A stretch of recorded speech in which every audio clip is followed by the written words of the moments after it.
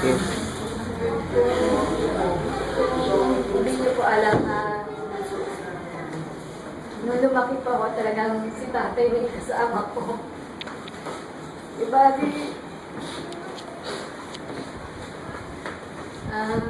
matagal din po kasi nawala si nanay, may abroad. Diba, ayun, lumalaki ako na siya talagang kasama ko. Siya ang naging ama at ina sa amin tatlo.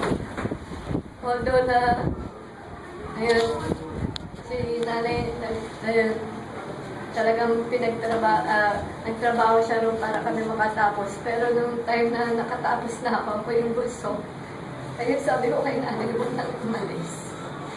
Ayun, nagpapasalamat ako sa kanya. At ginabayan niya kami kahit na mag-isa lang si tatay.